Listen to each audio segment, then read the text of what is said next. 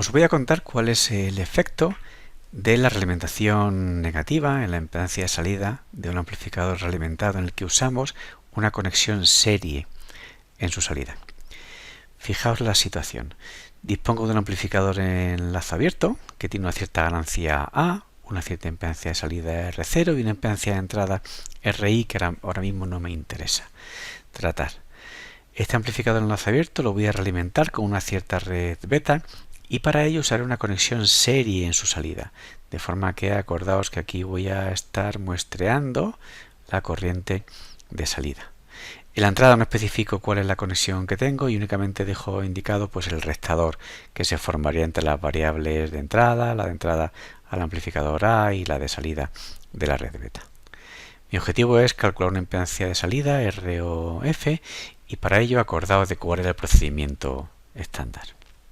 Lo primero que hacíamos era anular todos los generadores independientes de señal. En este caso solamente hay uno, que es el WS, que lo pondré a 0 y a continuación esa impedancia de salida R sub F la podré calcular como el cociente entre una tensión de test, VT, que aplico en la salida, y la corriente I sub T que esa tensión de test genera. En este esquema, por tanto, lo que buscaré es una relación entre V sub T e I sub T. ¿Vale? Bueno, para determinarla, lo que parece más cómodo es pensar aquí en este nodo, en el que tenemos una división de corrientes y en el que podemos escribir que esa corriente I sub T, corrientes entrantes al nodo, serán igual a las corrientes salientes. Fijaos, las corrientes salientes de ese nodo me aparece la A por omega sub I en primer lugar y luego aparece otra corriente que atraviesa R0 y fijaos que esa corriente será la debida a la tensión V sub T, que es la que se está aplicando. Fijaos en esta conexión sobre R0. Con lo cual A por W sub I más la tensión V sub T partido por la R0. ¿Vale? Con lo cual aquí ya tengo I sub T y V sub T y me faltaría encontrar una relación de W sub I con alguna de estas dos. Me voy a ir a la W sub I y fijaos que en la entrada puedo escribir fácilmente que esa W sub I es igual a 0 en este restador, 0 menos la variable W sub F.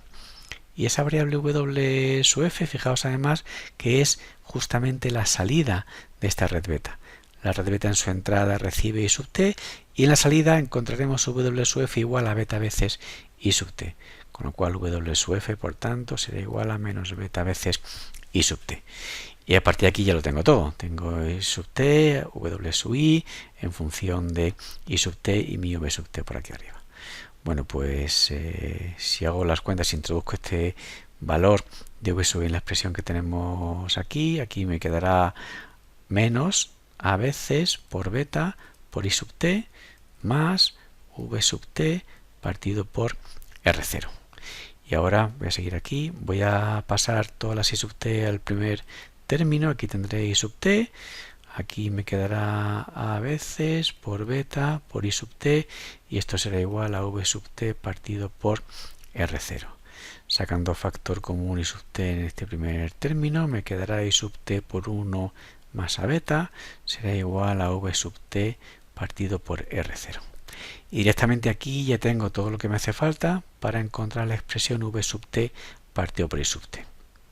Con lo cual V sub T partido por I sub T será igual a R0 multiplicado por 1 más A beta. ¿Vale? Bueno, pues esta expresión lo que me dice es que la impedancia de salida con realimentación, la de un amplificador realimentado, es igual a 1 más A beta veces la impedancia de salida del amplificador original, en enlace abierto, cuando la conexión que utilizo en su salida es una conexión serie. Si he hecho bien mi trabajo y 1 más A beta es mucho mayor que 1, la impedancia de salida con realimentación será mucho más grande que la impedancia de salida del amplificador en enlace abierto. Y aquí os vuelvo a llamar la atención sobre algo importante. El hecho de que yo haya utilizado una conexión serie, que es la que me encaja cuando mi objetivo es hacer un muestreo de corriente, cuando mi objetivo es salir en corriente, es hacer que la impedancia de salida de ese amplificador realimentado sea mucho más grande que la del amplificador enlace abierto original, lo cual lo hace un amplificador mucho mejor desde el punto de vista de su impedancia de salida cuando voy a salir en corriente. Ánimo con ello.